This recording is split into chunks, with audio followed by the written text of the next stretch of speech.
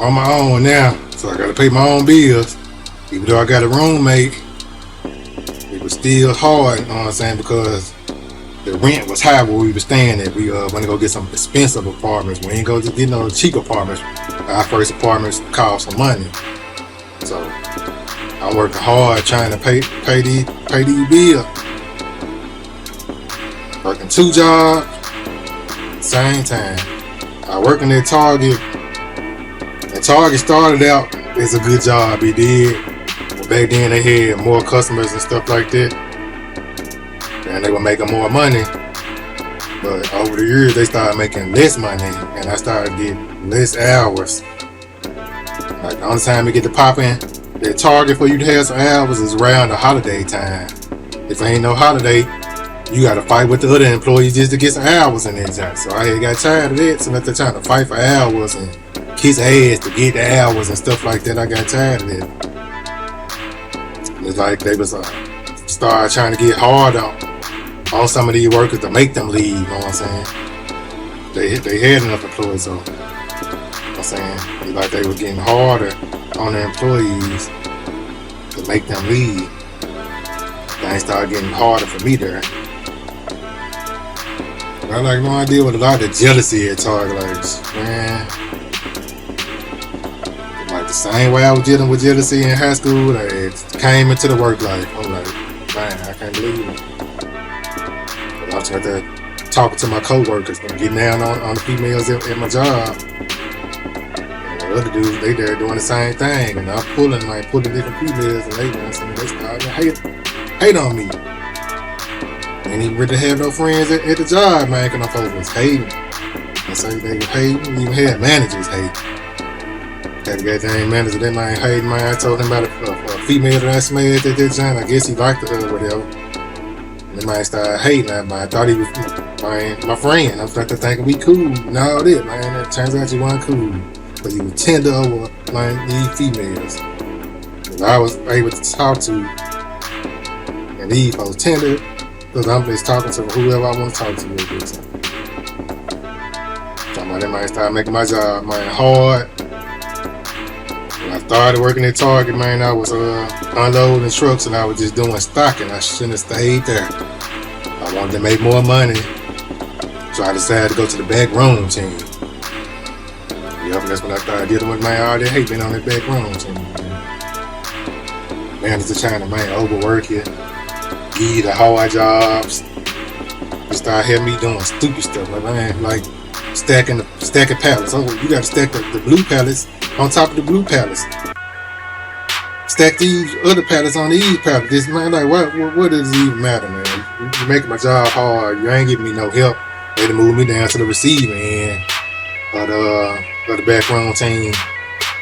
I'm down there in the cold. That's where it's colder at, cause you know what I'm saying. You know the door, the garage door would be open for the trucks and stuff like that.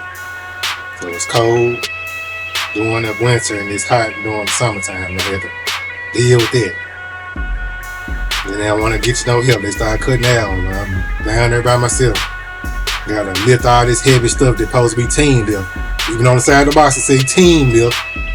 Somebody supposed to help you lift it, and I'm not getting no help lifting this stuff.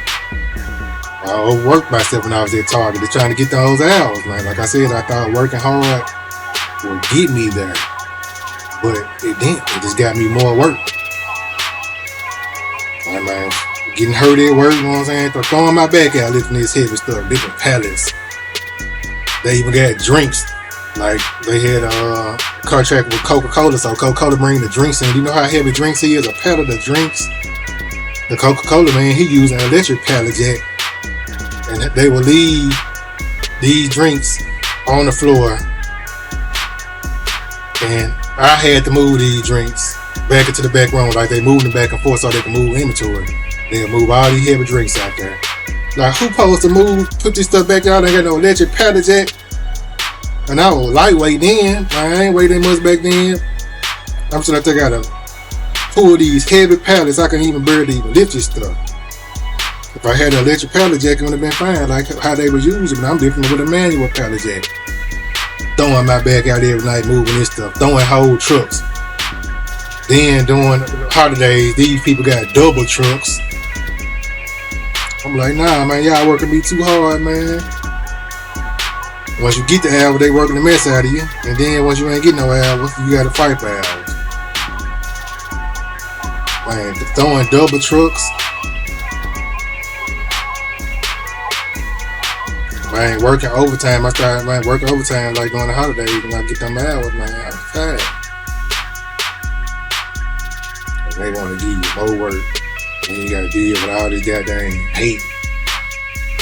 I'm up in there working, these folks out there fucking with my car and shit. And man, had some hubcaps on my car. They were looking clean though, cause you know what I'm saying, my Crown Vic used to be clean back then when I first got that time, man. Cause I'm clean, had the chrome on and all that. I got the chrome wheels. They done came and stole the man, all my hubcaps off my car while I'm at work. And I'm talking to my wife, was you know what I'm saying? Like I said, this is my friend at the time. She still dealing with her baby dad, and he found out. And I deal with him calling me while I'm at work, all on the phone. Start messing with my family and threatening me and all this, talking all this. I'm like, letting the man know, man, come on, bro. She chewing on me, man. I'm letting her know I'm having sex with her. I'm like, telling me, man, all this shit, I gotta deal with hate from him, deal with hate from the dudes at the job. It may see when the friends at Target on, I thought, well, hate, man, too hard. These folks, man, want to, man, pick and choose who they get the hours to, so I had to go get me a second job. I went working at Taco Bell, and I'm working at, man, Target, man. Tired as a mother. I said I'm so tired. Trying to work these two jobs and then keep up with the ladies. I'm already working overnight. Now I'm working overnight so I can get a better pay. But you know what I'm saying? They were paying a shift differential, so I was getting like an extra $1 almost. Now it was $1.50. That's why I worked overnight, so I get the better pay and so I can avoid the police. I was working overnight. At the end of it, I had to work during the day too, man. Working on two jobs, trying to pay my bills, man. It was hard. I say it was hard, man.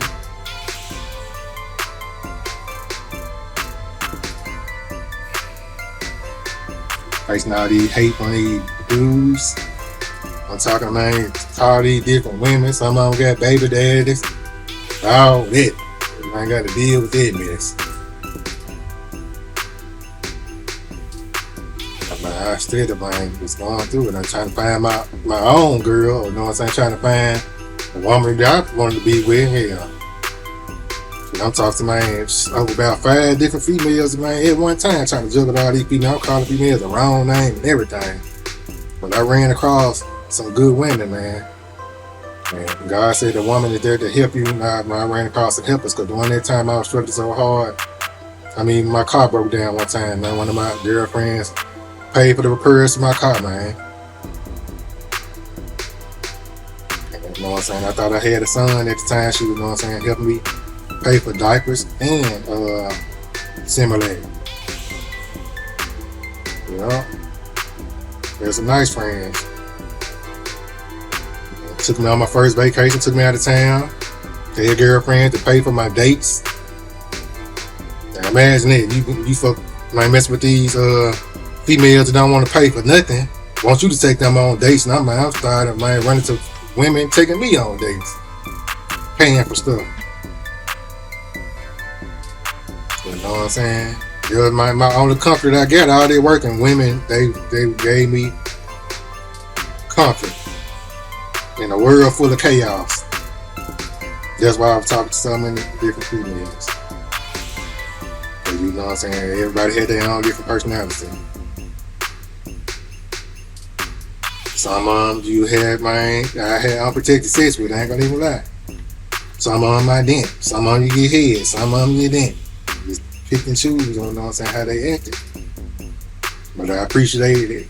Like every last one of them, and I appreciate all the time that I spun with them, and I appreciated every female that ever helped me out while I was going through all that, because I was depressed working like that. When I said I was depressed, trying to take care of myself, you know what I'm saying, trying to feed myself. And it was the only relief I got, you know what I'm saying. Like when battle made me weary, You know, man, get you a re-up off, man, off one of these beautiful black women. That's all I talk to. I never even slept outside my race. Nothing but black women help me. I'm talking about I couldn't get no help from no male friends. Cause most of them didn't have anything. I'm smoking with them. And man, shit, buying snacks and shit with them.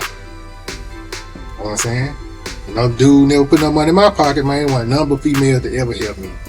Ain't nobody never gave me no money. None of the dude give your ass no money. None of your male friends, hell no. I want number female friends to help me. Gave me money, gave me rides. To work. Let me drive their cars and stuff like that, man. I appreciate all that because I was going through it. Struggling trying to take care of myself and then getting mistreated at work. Hated on by your own managers, man. Like, what? Hated on by, man, your co-workers. Male co-workers. Man, it was sad. I was going through it, man. So tired, man. I'm working overnight time, man. Shit, I'm barely even getting sleep.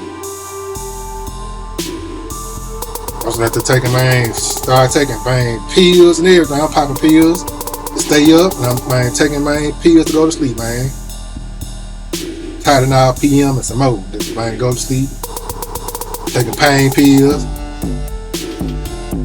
drinking alcohol, and one getting no sleep. Just start out this work, man. That's what you want when you're young. You think you're, man, indestructible. That's how it was. Got so bad, man, I started falling asleep behind the wheel while I'm driving. I'm sitting there driving. I'm talking about I'm falling asleep behind the wheel, man.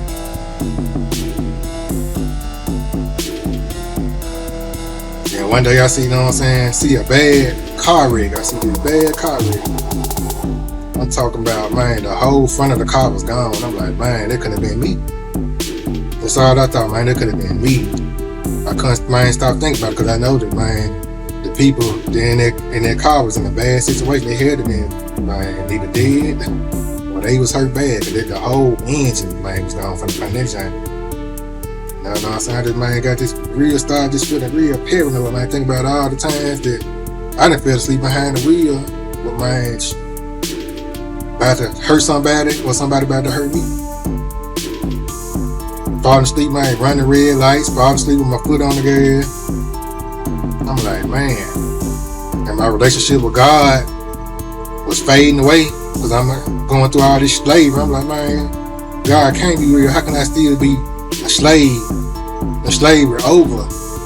Man, all my people before me had to go through slavery and go through all this mistreatment, and I'm still going through it. I thought it was over, man. I'm like, man, my relationship with God started slipping. I used to pray every day when I was young. Got my relationship with God started when I was about 4. And carried on to my teens, but you know what I'm saying? After all that, being on my own, my faith started fading away. Seeing other people, you know what I'm saying, having it easier than what I was having. Trying to do the right thing, you know what I'm saying? It was like, damn, like doing the right thing just wasn't paying off. I'm sitting up there struggling this hard. You know what I'm saying? And one day, I'm sitting up there driving. I got my girl with me, with her friend and her brother. You know what I'm saying? We seen that wreck. And I taking them to my house. And we smoked that day. And I'm still thinking about that wreck. And next thing you know, when I hear a voice, I look up. Toward the ceiling, I just might see a light. The light talking to me, and it told me to come up out the room, and I just left up out the room. I leave these people in the room, and it just showing me visions. I'm like, what the hell? I'm talking about I left out the apartment, I'm walking outside, everything, talking to this spirit or whatever it was that was hovering over me. I think we called it the angel. I was telling people I seen the angel. Everybody thought I was crazy. But it's showing me visions of me on a hospital bed. I'm talking about fighting for my life. But then it showed me another vision of me living. I'm talking about, man, I'm just being led by the spirits in the instant when this sun came. Like, come on, bro. I wasn't sleep, I wasn't dreaming. I'm talking about I just got up and, you know what I'm saying, came about the room like the spirit told me to. I went in the bathroom, and I know I crashed down on the floor, and I got up. But once I got up, I looked, my body was still on the floor. So like my spirit came out of my body. I'm standing up and I can see myself still sitting down. When I look in the mirror, it is showing me a different person. It's not my body. It's not the body that I had yet. It's showing me a whole different body, man. Showing me my future self. If I walked outside, I'm just falling in spirit, just listening to it, man. I can't even remember all the things that were said to me. But I do just remember them pictures. And I just remember the number 25. Some goddamn reason. I don't know what that. I remember you said something about 25. But I'll never forget that day. I go back in, and it was over just like that.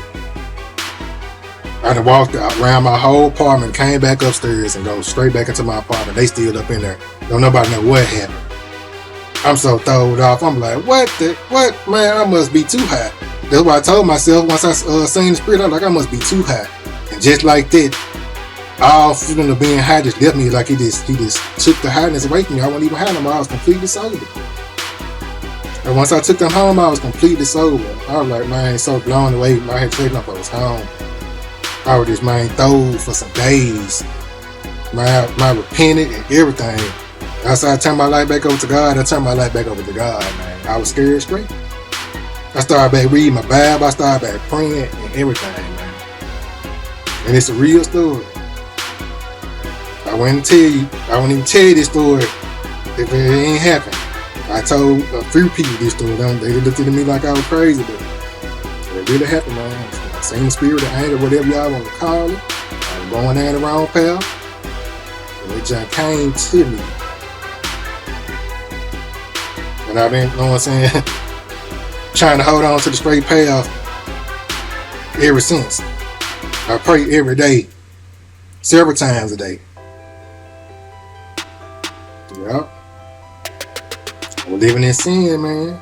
Fornicating with all these females, man. You can't love them all. If my number was down, I probably wouldn't have did, but I'm trying to love them all. Not taking care of my body, my temple, doing drugs and alcohol. God came and saved me. I was delivered from that day. I still do messed up stuff, man. I still do some of the same things. But I will always believe in God. You can't tell me no different.